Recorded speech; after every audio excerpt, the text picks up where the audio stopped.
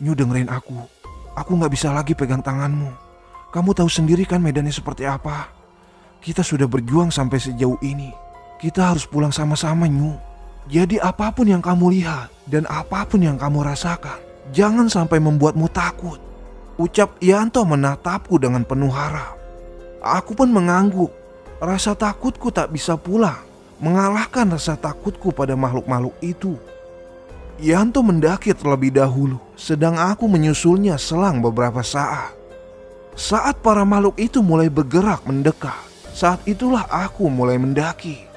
Menginjak batu dan menggapai apa saja yang bisa kami gapai. Rumput, tanaman, rambat, celah batu, akar dan apapun itu, asal bisa membuat kami naik. Ah! Teriakku. Aku berteriak saat yang kupegang adalah ular. Ya, ular dengan mata merah menyala. Sungguh, aku merasakan ular itu dalam genggamanku. Sisiknya agak kasar dan badannya lentur berlendir. Dengan cepat aku melemparkannya ke bawah. Sesaat aku berhenti dengan badan yang gemetar hebat karena perasaan geli, kaget dan takut yang bercampur menjadi satu. "Jangan berhenti!" teriak Yanto. Sekilas ia melihatku, namun tak berhenti mendaki. Benar kata Yanto, jika terlalu lama berhenti, takutnya mempengaruhi dan melemahkan rasa optimisme dalam diri. Ini adalah jalan satu-satunya agar aku bisa pulang. Sedangkan tebingnya baru seperempat jalan yang baru dapat kudaki. "Ah!" teriak Yanto. Kakinya hampir tergelincir jika tangannya tak kuat berpegangan pada akar pohon. Mungkin dia juga melihat ular atau makhluk semacamnya, hingga membuatnya takut dan nyaris terjatuh. "Tok! Aku gak apa-apa!" teriaknya terus merayap. Semakin tinggi kami naik, semakin berat medan dan rintangannya. Angin bertiup sangat kencang, hingga membuat kami harus mencengkram akar pohon dengan sangat kuat. Dan betapa terkejutnya aku saat Yanto berteriak sangat kencang, dibarengi dengan badan Yanto yang merosot ke bawah. "Ah!" Aku membelalakan mataku dan dengan sigap mencengkram tangan Yanto saat dia merosot tak jauh dari tempatku. "Toh, bertahan!"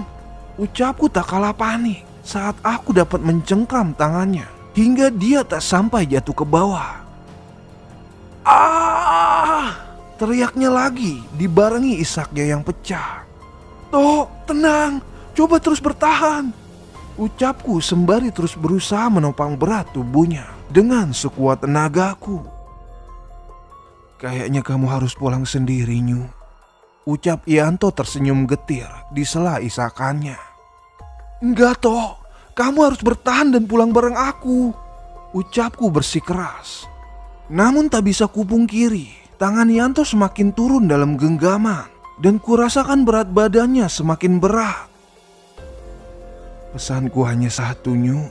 Kamu harus hidup lebih baik dari yang dulu," ucap Yanto dibarengi dengan tangan satunya menepis genggaman tanganku, membuat genggamanku terlepas hingga Yanto merosot jatuh dan tergulung meluncur ke bawah.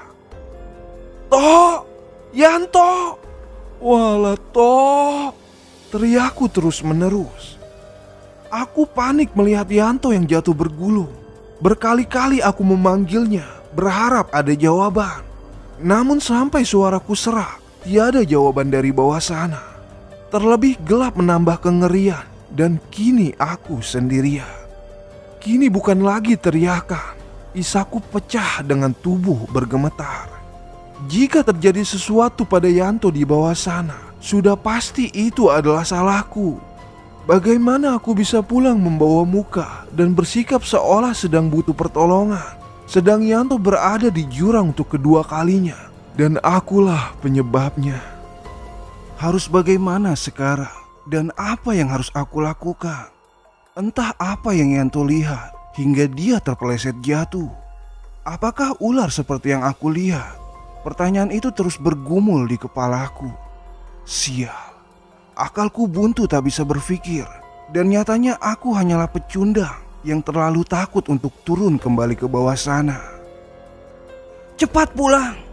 Seru batur maya mengagetkanku dan hampir membuatku terjatuh. Aku kaget bukan main melihat sosok yang tiba-tiba muncul di depanku.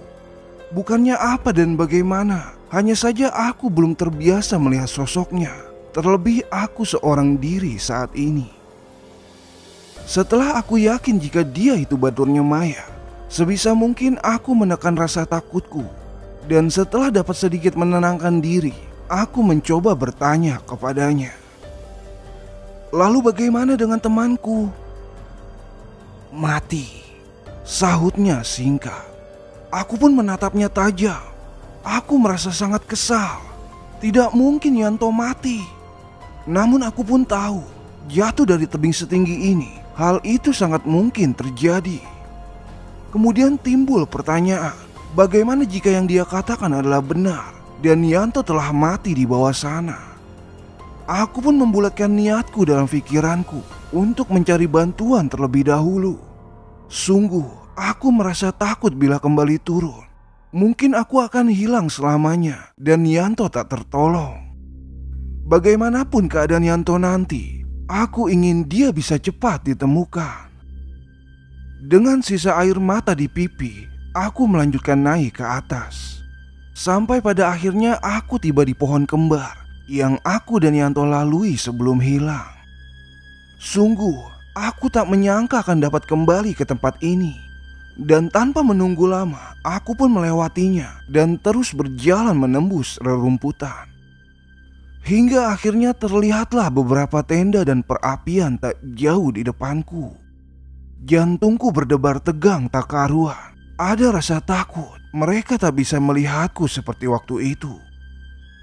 Untuk sesaat aku terdiam dan menarik nafas dalam-dalam. Lalu kuenyahkan segala pikiran buruk dari kepalaku. Kutatap baturnya maya yang telah menunjukkan jalan dan kulempar senyum ke arahnya sebelum ia hilang di telan gelapnya malam. Sekali lagi aku menarik nafas dalam-dalam sebelum akhirnya berjalan ke arah tenda.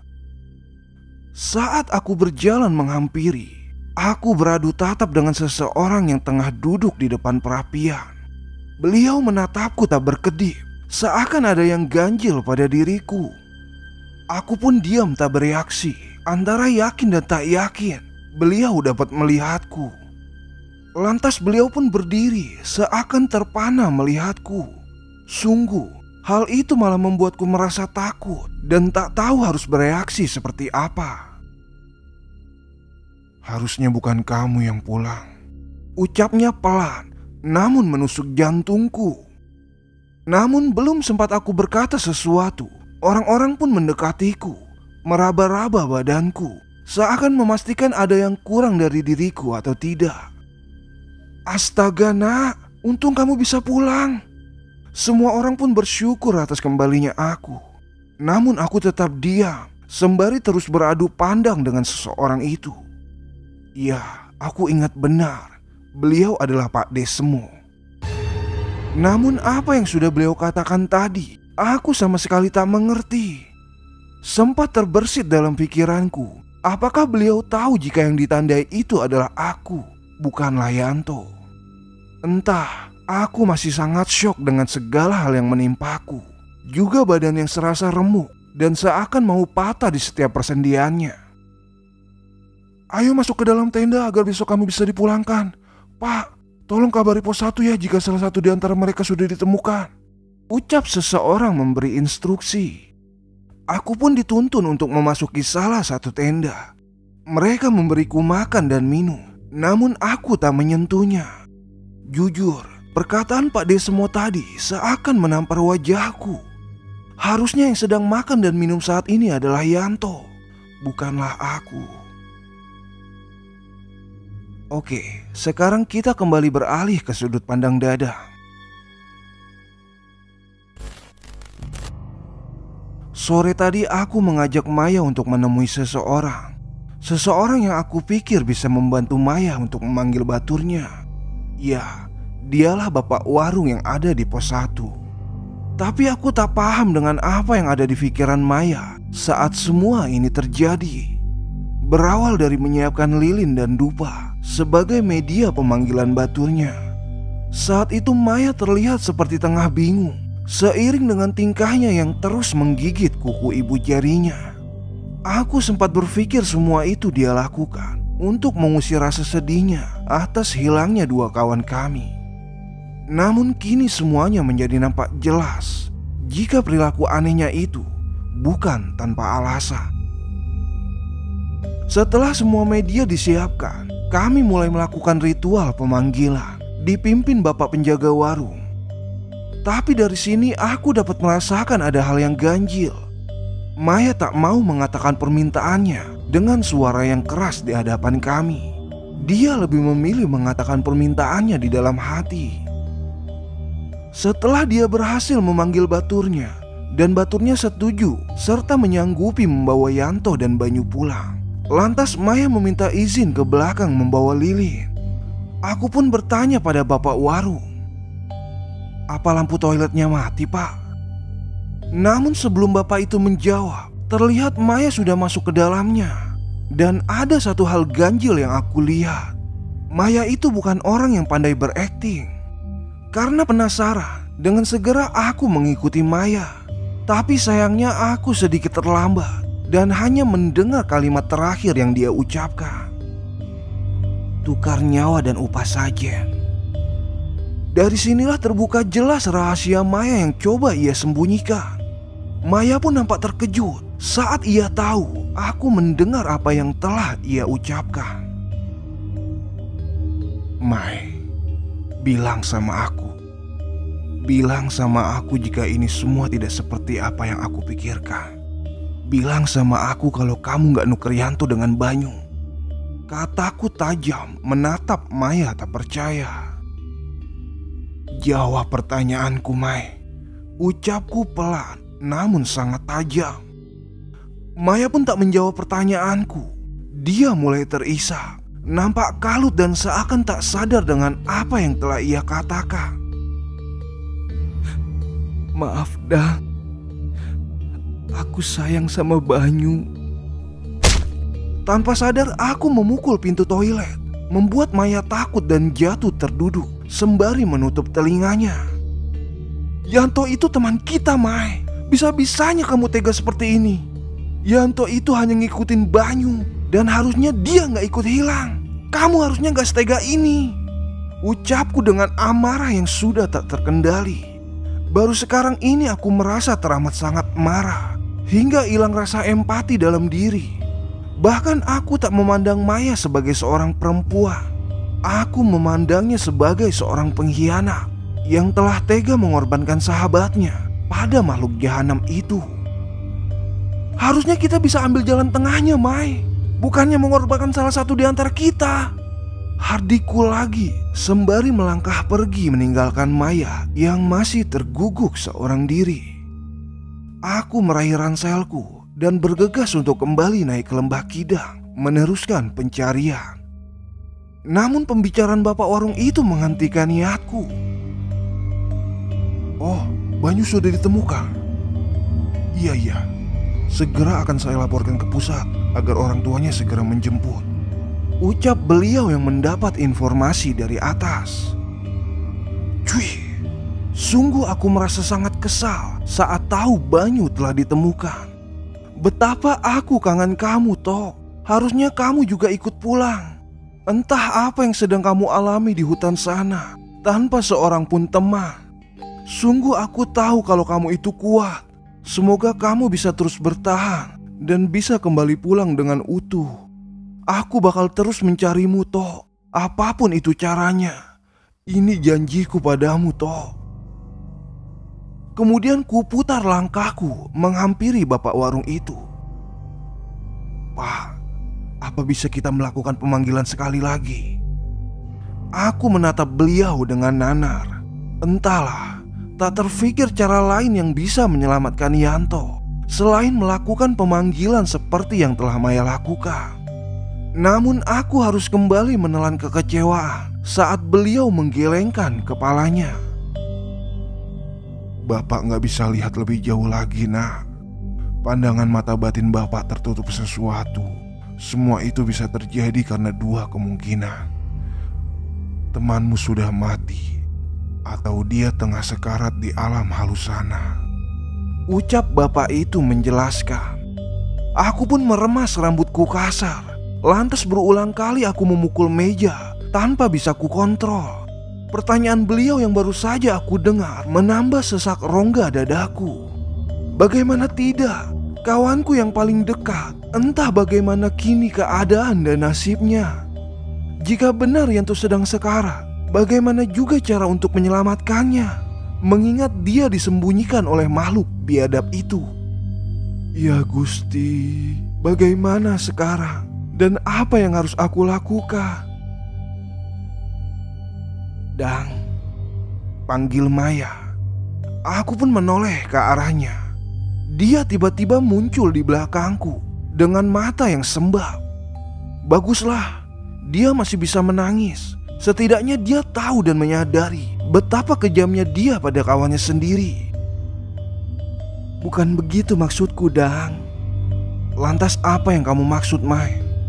Aku sempat berpikir jika kamulah orang yang paling gigih mencari cara untuk menolong teman kita. Tapi apa yang telah kamu lakukan, Mai? Kamu hanya menolong orang yang kamu suka dan tega mengorbankan Yanto yang mati-matian berusaha menyelamatkan anak yang kamu sukai itu. Ucapku kasar tanpa dapat aku filter terlebih dahulu. Jangankan untuk melukai hati Maya, bahkan aku ingin dunia tahu kalau aku kini tengah berduka. Betapa aku merasa tak suka dengan cara Maya yang membahayakan kawanku Yanto. Memang terkesan seperti mendapatkan kambing hitam. Mengetahui akulah yang mengajak mereka ke sini dan akulah yang patut disalahkan sedari awal pendakian. Entah, dengan mengorbankan salah satu dari kami, menurutku itu adalah sebuah perlakuan yang sangat kejam. Aku ngelakuin ini bukan tanpa alasan, Dang. Memang kuakui aku suka sama Banyu dan aku bisa melakukan apa saja asal dia selamat. Baguslah, sekarang dia telah selamat. Temui dia dan peluk dia. Cuy, persetan dengan kalian berdua. Bisa gak sih, Dang, dengerin aku dulu? Ucap Maya mendekatiku. Bicaralah, carilah pembenaran sebanyak-banyaknya. Toh kepalaku sudah terlalu penuh dengan pertanyaan bagaimana cara agar Yanto segera ditemukan. Ucapku tetap ketus dan tajam. Kamu mau nemuin Yanto? Aku tahu caranya, Dang. Ucap Maya dengan sorot mata meyakinkan. Baguslah, kamu bisa bawa aku ke sana kemudian membunuhku. Aku bukan pembunuh, Dang. Dengerin penjelasanku. Aku memang jahat, tapi ini satu-satunya jalan dan kesempatan kita. Jadi gini, aku menjanjikan pada mereka sesajen besar-besaran. Di sana semua makhluk itu akan berkumpul. Otomatis gak akan ada yang menjaga Yanto. Saat itulah kamu masuk dan baturku akan menunjukkan jalan agar kalian bisa pulang.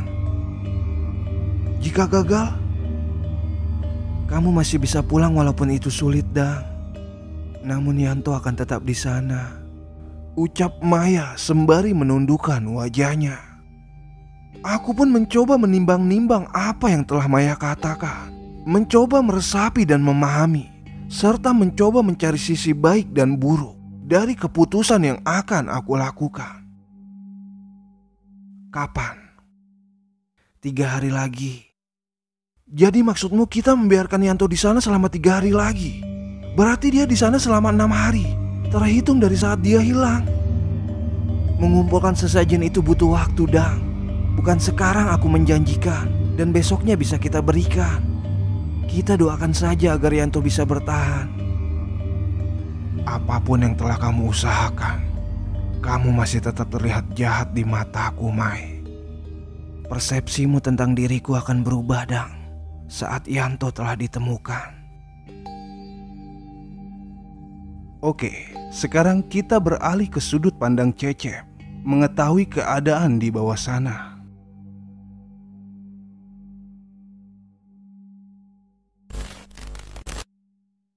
Sebenarnya aku ingin membantu pencarian mereka.